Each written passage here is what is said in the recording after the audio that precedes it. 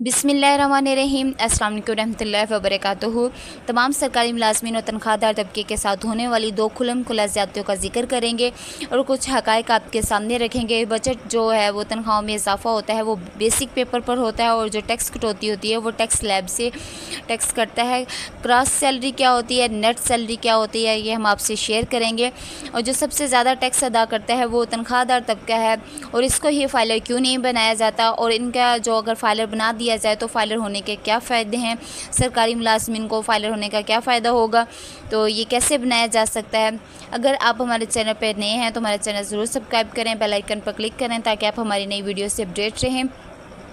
तो सरकारी मुलाज़मीन ने पिछले 11 माह से 326 अरब रुपए टैक्स अदा किया है, और संतकारों ने और ताजदारों ने जो है वो 86 अरब रुपए टैक्स अदा किया है, और जो जागीरदार हैं उन्होंने 4 अरब रुपए टैक्स अदा किया है। तो सबसे ज़्यादा जो है वो इसके बावजूद भी सरकारी मुलाज़मीन ज़्यादा टैक्स अदा कर रहे हैं, तो इसके बावजूद भी इनको फाइलर डिक्लेयर नहीं किया जाता। तो सरकारी मुलाज़मीन का जो है वो सोशल मीडिया पे भी ये ट्रेंड चल रहा है कि सरकारी मुलाज़मीन को जो है वो फाइलर डिक्लेयर किया जाए। हुकूमत से ये मुंतखब हैं कि वो टैक्स जो है वो बर वक्त अदा कर देते हैं, और टैक्स की कटौती बर वक्त हो जाती है, तो इनको फाइलर क्यों नहीं डिक्लेयर किया जाता। तो आज हम आपको बताते हैं कि फ़ाइलर और नॉन फाइलर में क्या फ़र्क है। इससे पहले आपसे हम लोग एक टॉपिक जो है वो डिस्कस किया था कि तनख्वाह जो है वो किस बेसिक पर होती है। ये कुछ टर्म्स को आपको समझना चाहिए। तो ये हम आपको बताते हैं कि कुछ सरकारी मुलाज़मीन हैं, नए सरकारी मुलाज़मीन हैं और पुराने मुलाज़मीन हैं, इनको नहीं पता होता है कि इनिशियल बेसिक क्या होती है और जो है रनिंग बेसिक क्या होती है। तो हम आपको बताते हैं कि इनिशियल बेसिक क्या होती है। जो स्किल में नए भर्ती होने वाले होते हैं, अलाउंसेस, मेडिकल अलाउंसेस वगैरह, ये सब तनख्वाह से जो है वो तनख्वाह वगैरह मतलब इनकी कटौती वगैरह करके, जिसमें एक बंदे की जो एक ग्रेड वाइज 1 से 18 तक है, ये बेसिक इसकी 13,050 है, इनिशियल बेसिक है ग्रेड 1 की। इसी तरह चलते जाएँ तो 18 स्केल वाले जो है उसकी 56,800 है, तो ये इनिशियल बेसिक है। इसके बाद कन्वेंस वगैरह मिलकर अलाउंसेस वगैरह जो है वो टोटल जो है वो इस इनिशियल बेसिक पर है। ये ग्रास सैलरी नहीं है, लेकिन याद रखिए ग्रास सैलरी जो होती है वो सैलरी नहीं होती जो आपके अकाउंट में आती है। इसमें कटौतियाँ होती हैं, वो क्या क्या कटौतियाँ होती हैं वो आपको बताते हैं। तो अभी तक कटौती होने वाली सरकारी मुलाजमी जो टैक्स काटा जा रहा है ये ग्रास सैलरी के ऊपर से काटा जाता है। तो तनख्वाहों में इजाफा होता है वो बेसिक और इनिशियल बेसिक पर होता है, और अडहाक रिलीफ जो होता है वो इनिशियल बेसिक पर होता है। तो इसमें हम आपको बताते हैं कि नोटिफिकेशन जो आना है वो अडहाक रिलीफ का इंशाल्लाह आएगा, वो बेसिक पर ही आएगा। रनिंग बेसिक क्या होती है वो भी आप समझ लें। स्केल वाइज जो है ग्रेड 1 से स्केल वाइज होगी। इनिशियल बेसिक यहाँ पे पहले जो था वो 2022 के स्केल के मुताबिक इसके ऊपर एग्रीमेंट चलते गए हैं 7 साल 8 साल। तो जैसे है जो कि आपके पास 7 रनिंग बेसिक पर जो है स्केल वाइज होती रही है। बेसिकली इजाफा अलाउंसेस वगैरह में भी और रनिंग एग्रीमेंट वगैरह के बाद सर्विस जो है वो इनिशियल बेसिक में इजाफा होता है, और इसके बाद जो अलाउंसेस वगैरह है तनख्वाह में जो रनिंग बेसिक तनख्वाह है इसमें इजाफा जो होता है वो रनिंग बेसिक पर होता है। लेकिन जो तनख्वाहों में कटौती होती है वो ग्रास सैलरी पर होती है। ग्रास सैलरी वो होती है तमाम अलाउंसेस अगर किसी और का ओवर टाइम होता है, ओवर टाइम भी शामिल करके इसको ग्रास सैलरी में इंक्लूड किया जाता है। तो इसके अंदर जो टैक्स लगने का नुकसान है वो ये है, आप देखिए कि जो एक शख्स है उसकी माहाना 1.5 लाख रुपए तनख्वाह है, तो जो 10,000 उस पर टैक्स होगा, और जिसकी मतलब कि 1.5 लाख रुपए तनख्वाह है इसकी बेसिक जो है वो 80,000 70,000 है। जो इजाफा होगा वो 70-80 हज़ार में इजाफा होगा, और जो टैक्स कटौती होगी वो 1.5 लाख के ऊपर होगी। तो ये खुला ज़्यादती है। नेट जो तनख्वाह है उसके ऊपर ये टैक्स होता है, असल तनख्वाह जो होती है तो माहाना आपके अकाउंट में जो आती है। लेकिन जो मतलब कि कटौती होती है वो आपकी 1.5 लाख पर होती है। तो अगर ये जुल्म ही है एक किस्म का। ये नेट कटौती की बजाय ग्रास सैलरी में ये सब कुछ रखा जाए और ग्रास सैलरी पर ये टैक्स वगैरह की कटौती की जाए।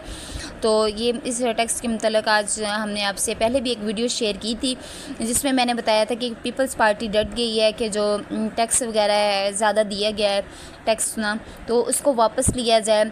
हम बात करते हैं फाइलर और नॉन फाइलर की कि फ़ाइलर को कौन होता है और इसको सालाना टैक्स जो है वो कितना पे करना पड़ता है, मतलब कि सालाना टैक्स रिटर्न जमा करवाना पड़ता है। इसको एक NTN मतलब के नंबर मिलता है। अच्छा, एक बंदा जो है कि टैक्स कटवाता रहता है और टैक्स रिटर्न करता रहता है, फिर भी इसको नॉन फाइलर डिक्लेयर किया जाता है। और जो है वो नॉन फाइलर वो होता है जो टैक्स मतलब कि जमा करवाता है और उसके फिर भी उस पर जो है वो टैक्स लगते रहते हैं। अच्छा, जो टैक्स के सबूत होते हैं वो ज़्यादा गवर्नमेंट के पास होते हैं कि किसने कितना टैक्स अदा किया है और जो टैक्स जमा करवाएं कि या नहीं। रिटर्न जो है तनख्वाहदार तबके के महकमे को खुद ब खुद जमा करवाने चाहिए। ये FBR रूल भी आमद होना चाहिए। जो सरकारी मुलाजमीन है इन्होंने कितना टैक्स पे किया है इनको फाइलर डिक्लेयर करना चाहिए। जो अब जो है फाइलर जो नॉन फाइलर हैं उनको नुकसान क्या है और जो फाइलर हैं उनको क्या फ़ायदा है वो हम आपको बताते हैं। जो सरकारी मुलाजमीन है नॉन फाइलर हैं वो ख़ुद महकमे को जमा करवानी चाहिए। इनको फाइलर होना चाहिए या नहीं होना चाहिए। फ़ाइलर पर मुख्तलिफ जो फाइलर हैं उन पर मुख्तलिफ माली लेन देन काम का जो है टैक्स आयद होता है, जैसे कि बैंक से कैश वगैरह करवाना, प्रॉपर्टी खरीदो फरोख्त वगैरह, गाड़ियों की रजिस्ट्रेशन वगैरह फाइलर पर बैंक से कैश निकलवाते वक्त जो है जमा करवाते हैं वो कम गोल्डिंग टैक्स लगता है। सरकारी स्कीमों में भी बड़ा फ़ायदा होता है, कर्ज़ा लेने में भी बड़ा फ़ायदा होता है। और इस वक्त गवर्नमेंट ने एक बहुत ज़्यादा गेम कर रहा है जो फाइलर और नॉन फाइलर में। नॉन फाइलर के नुकसान हैं वो भी इस तरह हैं कि टैक्स ज़्यादा होता है, ट्रांजैक्शन में भी टैक्स ज़्यादा होता है, सरकारी स्कीमों में भी टैक्स ज़्यादा होता है। अब तो यहाँ हम आपको कह देते हैं कि जो नॉन फाइलर है वो किसी दूसरे मुल्क में सफ़र भी नहीं कर सकता, सिवाय हज और उम्रे के लिए वो बैरूनी मुल्क का सफ़र भी नहीं कर सकते। और जो फाइलर हैं मतलब कि वो उनको काफ़ी बेनिफिट्स हैं। जो नॉन फाइलर हैं उनकी सिम्स भी ब्लॉक हो रही हैं, उनको मतलब कि उनकी सिम ब्लॉक कर दी गई है जो नॉन फाइलर हैं। पाकिस्तानी बजट में जो 2024 और 25 में फ़ाइलर और नॉन फाइलर के लिए मुख्तलिफ टैक्स रेट मुकर्रर किए गए हैं, जिनमें फ़ाइलर को मुख्तलिफ मालियाती और कारोबारी मामलात में राहत दी गई है, जबकि नॉन फाइलर जो है उन पर ज़्यादा टैक्स ऐड किया गया है। तो एक साल इसका मकसद यही था कि ज़्यादा से ज़्यादा लोगों को टैक्स नेटवर्किंग में लेके आएँ। जो नॉन फाइलर हैं इनको फाइलर बनाने की मतलब कि तरगीब दें।